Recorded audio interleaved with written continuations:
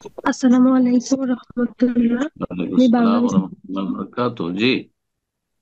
আমার প্রশ্নটা হচ্ছে যে আমাকে এক জায়গায় একটা সিভি দিতে হবে। তো একজন মুসলিম হিসেবে তো সেখানে একটা প্রশ্ন আছে হুম। যে আপনি কোন মাযহাব অনুসরণ করেন। হুম। তো সেখানে পাঁচটা অপশন আছে। প্রথম অপশনটা হচ্ছে আহলে হাদিস বা সালাফি, দ্বিতীয়টা হচ্ছে হানাফি, শাফিঈ, মালিকি, হাম্বলি। এই পাঁচটা অপশন আছে, যে কোনো একটা অপশন সিলেক্ট করতে হবে, নিজের মতো করে লেখার সুযোগ নেই আর কি। তো হুম। আমি যে নিজেকে এক মৌলিক পরিচয় হিসেবে মুসলিম এবং কোরআন সুন্নাহের অনুসারী মনে করি, তো সেক্ষেত্রে সেখানে কোন অপশনটা সিলেক্ট করা আমার জন্য নিরাপদ হবে? আর মানে যে কোনো একটা অপশন সিলেক্ট করব, পরবর্তীতে যদি আমাকে জিজ্ঞেস করা হয় যে এটা কেন করেছি এবং অন্যগুলো কেন করিনি, এর কারণটা একটু জানাবেন আমাকে। এই ক্ষেত্রে বলবো আহলুল হাদিস পরিচয় দিবে। যদি অতিরিক্ত পরিচয়ের প্রয়োজন হয় তো আহলুল হাদিস, আমি কোরআন সুন্নাহর অনুসারী, কারণ যারা কোরআন সুন্নাহর অনুসরণ করে তারা হানাফি মযহাবও মানে, শাফিও মানে, মালিকি মানে, হাম্বলিও মানে। চারটার সমন্বয়ে তারা দ্বীন ইসলাম মানে।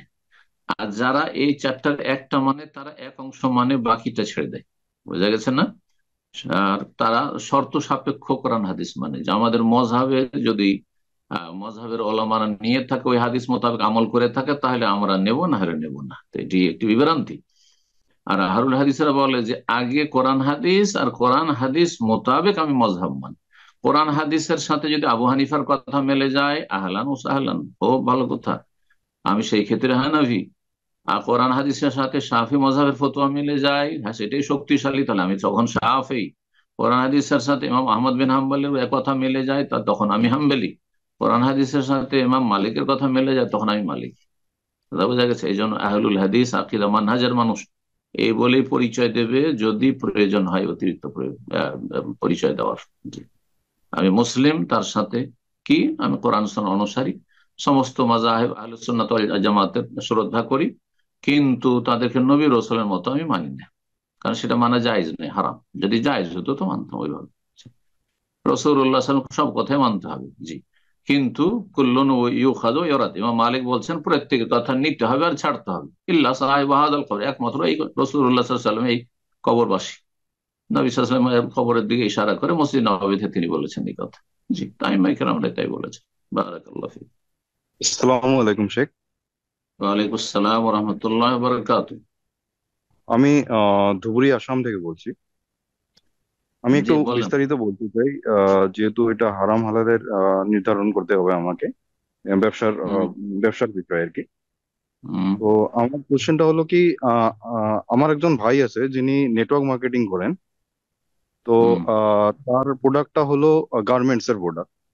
হুম। তো আমি সেখানে ইনভলভ নই, কিন্তু সে চাচ্ছে কি তার একটা মানে আউটলেট, মানে একটা দোকান দিতে চাচ্ছে ওই নেটওয়ার্ক মার্কেটিং এর প্রোডাক্টের। তো হুম। আমার একটা দোকান আছে যেখানে আমি ও বলছে কি আমার দোকানটা মানে ও ভাড়াতে নিবে, ঠিক আছে। হুম। তো আমাকে হুম। ওখানে রেখে দিবে এমপ্লয়ি হিসেবে। তো হুম। আমি অনেক ক্ষেত্রে দেখেছি যে নেটওয়ার্ক মার্কেটিং এ অনেক আলেমরা বলে যে এটা ঠিক না। তো হুম। এক্ষেত্রে যেহেতু আমি নেটওয়ার্ক মার্কেটিং এ ইনভলভ নই, তো এই হুম। ক্ষেত্রে আমি ওদেরকে দোকানটা ভাড়া দিলাম, তো এই ক্ষেত্রে কি হবে জিনিসটা? ওটার সিস্টেমটা কি আপনার মার্কেটিং এর?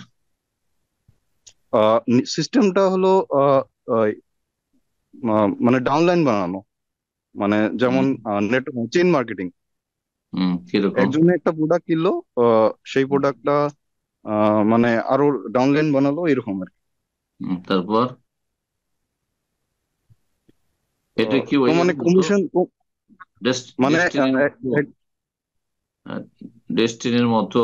এই যে ভেস্টিজের মালয়েশিয়ান মতো, হ্যাঁ। নেটওয়ার্কিং। হ্যাঁ, ভেস্টিজ ভেস্টিজ এগুলোর মতো, হ্যাঁ। ওগুলোর মতো যদি হয় নেটওয়ার্কিং, যে শুধু পয়েন্ট তার বাড়তে থাকলো, প্রথম কাজ যে কাজ ছিল, সেই ব্যক্তি পয়েন্টের পেতে থাকলো, যত কাস্টমার তার আন্ডারে হইলো বা তার মাধ্যমে হইলো। তো এই নেটওয়ার্কিং ব্যবসা জায়েজ নয়, এটা এটা হারাম, জি। তাদেরকে আমি দোকানটা ভাড়া দিতে পারবো না তাহলে? যদি জানেন যে হারাম কাজ করবে, তাহলে কেন ভাড়া দিবেন? তাহলে কি ব্যাংকে দেওয়া যাবে? সুদী ব্যাংকে ভাড়া দেওয়া যাবে? না, জায়েজ না।